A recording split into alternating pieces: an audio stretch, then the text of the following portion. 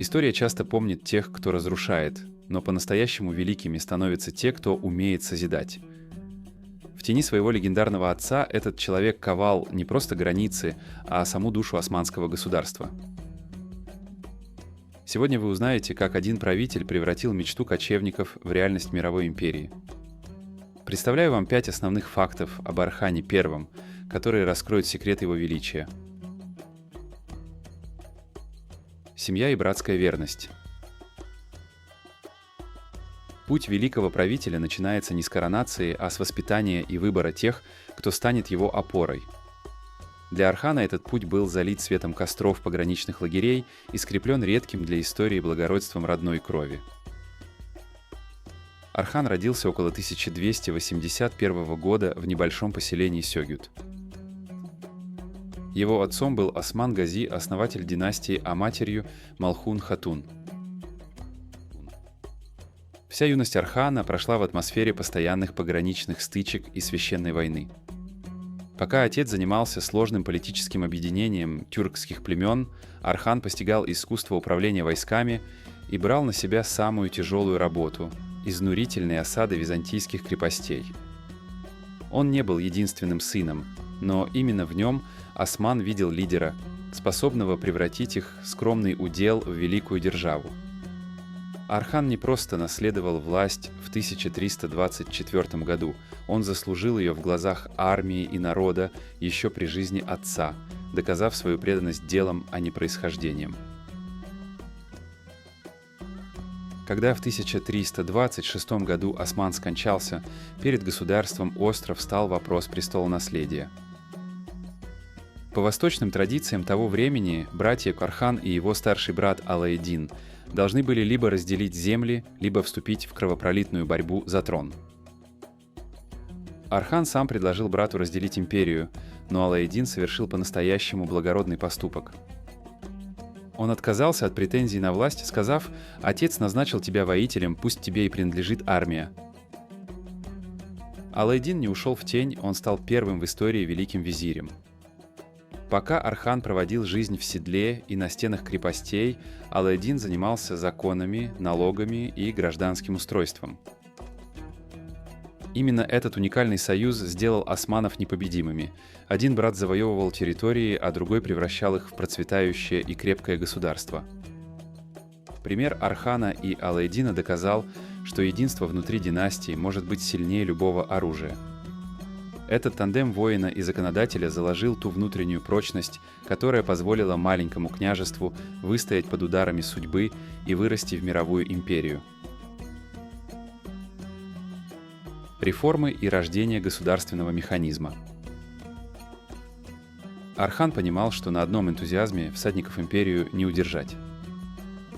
В то время как его соседи полагались лишь на удачу в набегах, он совместно с братом Алаэддином провел коренные реформы, создав прочный каркас будущей державы.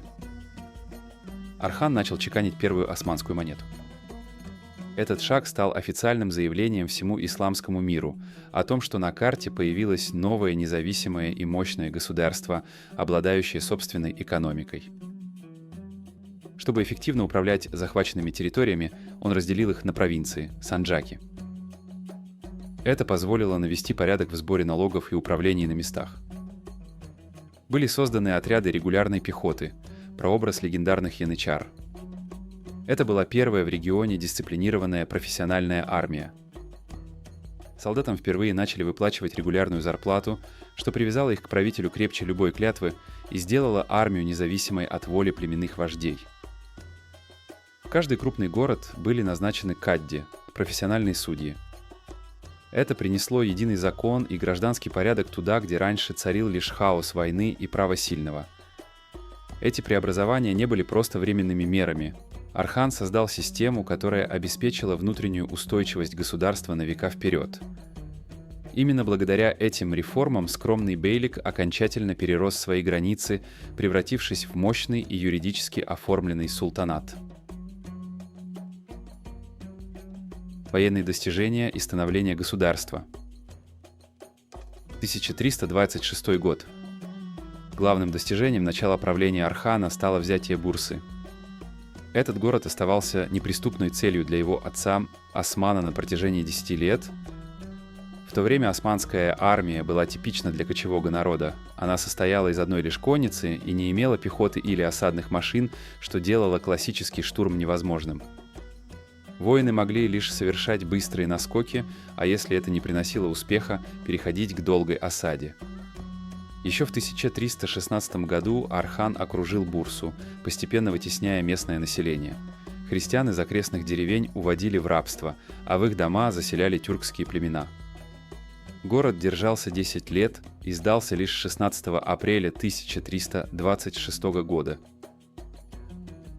Орхан проявил мудрость стратега. Вместо разорения он превратил Бурсу в процветающую столицу. Здесь возвели величественные мечети и открыли исламскую академию, привлекавшую студентов из Персии и Аравии.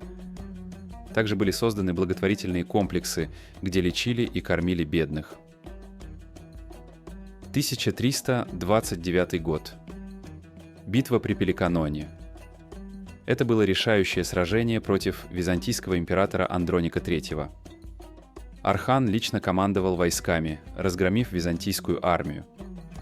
Император едва спасся бегством, а греки окончательно потеряли надежду удержать Анатолию.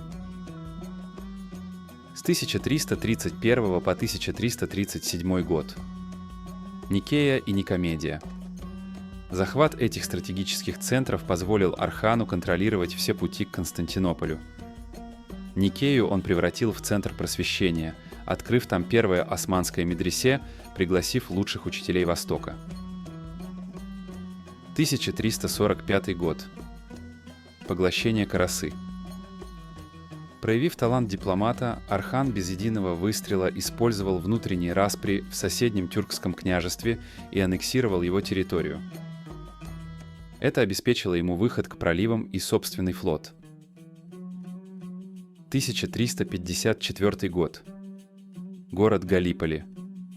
Под руководством его сына Сулеймана Паши османы закрепились в Европе.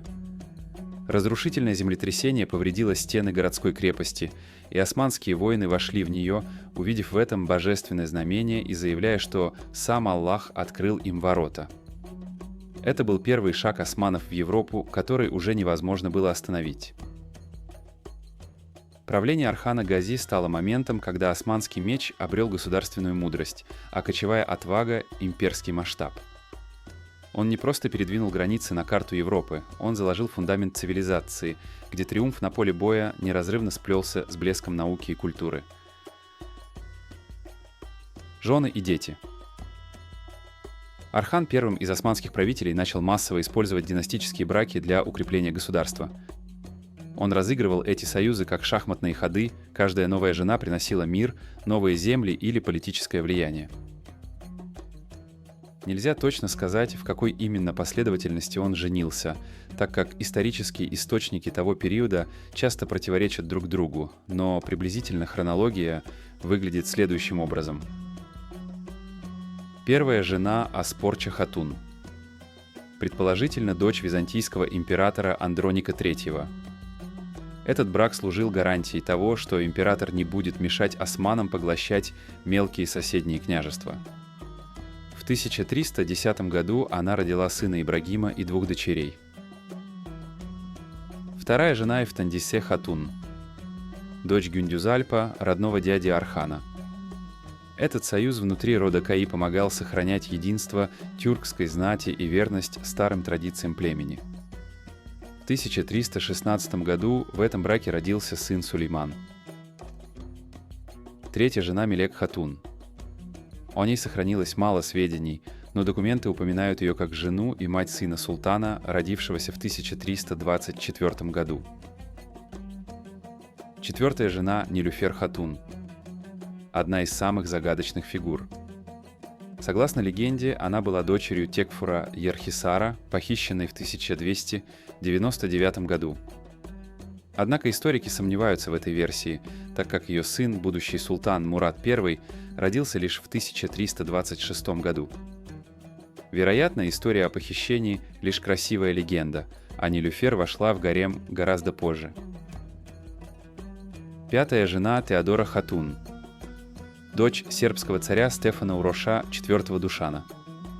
Брак был заключен в 1342 году, но подробностей об этом союзе сохранилось крайне мало. Шестая жена Феодора Кантакузина, дочь византийского императора Иоанна VI. В 1346 году христианскую принцессу выдали замуж за мусульманского правителя в обмен на военную помощь. Архану на тот момент было уже за 60.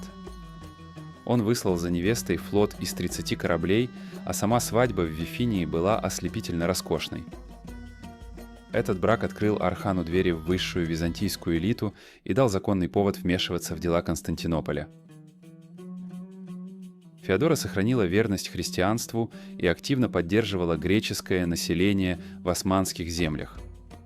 В 1347 году у Пайры родился сын Халиль. Личная жизнь Архана была неразрывно сплетена с судьбой его страны. Через эти союзы он превратил вчерашних врагов в союзников, а своих детей — в мост между тюркскими традициями и византийским наследием, создав уникальный облик новой империи. Смерть и наследие. Последние годы жизни Архана стали временем горьких потерь и больших свершений. В 1354 году он завоевал Анкару, окончательно закрепив влияние в Анатолии. Однако вскоре судьба испытала его как отца. В 1357 году его младший сын Халиль был захвачен пиратами. Этот плен стал инструментом давления Византии, и Архану пришлось пройти через долгие переговоры и выплату огромного выкупа в 100 тысяч иперпиров, чтобы вернуть сына. Ради мира в семье султану пришлось на время прекратить набеги на византийские земли, но это было лишь затишье перед бурей. Самым сокрушительным ударом для 80-летнего правителя стала гибель его старшего сына и правой руки, Сулеймана Паши. Герой, первым переправивший войска в Европу, нелепо погиб на охоте, упав с лошади. Эта утрата окончательно подкосила Архана. Передав управление своему второму сыну Мураду, он отошел от дел и вскоре в марте 1362 года покинул этот мир. Мавзолей Архана I расположен в турецком городе Бурса, в историческом парке Топхане на вершине холма.